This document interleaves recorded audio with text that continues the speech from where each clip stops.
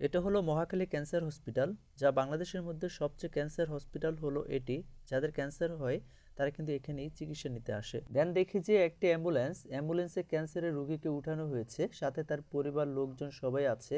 এটা দেখে আমি আর আমার ক্যামেরাম্যান একটু দ্রুতই চলে গেলাম সেই অ্যাম্বুলেন্সের কাছে। গিয়ে দেখি যে তার পরিবার তাকে সান্ত্বনা দিচ্ছে এবং বলতেছে তোমার কিছুই হবে না, তুমি দ্রুত সুস্থ হয়ে যাবা। এবং আমি সেই রোগীটির দিকে এক দেনে এক দৃষ্টিতে তাকিয়ে আছি এবং রোগীর যে মর্মান্তিক অবস্থা সেটা দেখার এবং বোঝার চেষ্টা করতেছি। যার হয় ক্যান্সার তার নেই কোনো অ্যান্সার কথাটির সাথে যে রোগীর যে অবস্থা সেটা দেখে কিন্তু একদম বুঝে গিয়েছি। ক্যান্সারের রোগীটির অবস্থার দিকে তাকিয়ে আমি আমার দিকে তাকিয়ে দেখলাম আলহামদুলিল্লাহ আমরা কতই না ভালো আছি। আমি কতটুকু ভালো আছি এটা ভালো করে উপলব্ধি করার জন্য সামনের দিকে চলে গেলাম। গিয়ে দেখলাম যে অনেকগুলো মানুষ নিচে শুয়ে আছে, টাকার অভাবে কিন্তু সিট নিতে পারেনি। এরপর একটি চাচার সাথে কথা বলে, চাচা আপনার কি হয়েছে, আপনি কি কাউকে নিয়ে এসেছেন? চাচা নিজেই বলল, না বাবা আমারই ক্যান্সার হয়েছে। কিভাবে ক্যান্সার হয়েছে এটা জানতে চাইলে চাচা বলে যে গ্যাস্ট্রিক থেকে ক্যান্সার হয়েছে, আর সিটের জন্য এখানে কিন্তু নিচে শুয়ে আছি, সিট নিতে পারিনি টাকার অভাবে।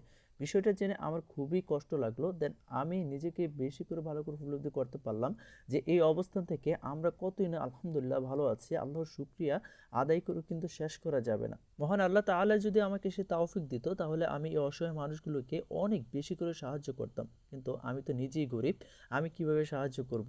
আমার জন্য সবাই দোয়া করবেন আমি যেন এই অসহায় মানুষগুলোকে অনেক বেশি করে সাহায্য করতে পারি। আল্লাহ যেন আমাকে সে তৌফিক দেয়। আর যারা আমার ভিডিওটি দেখেছেন অবশ্যই আপনারা একটা শেয়ার করে দিবেন আর ফলো করতে কিন্তু একদম ভুলবেন না।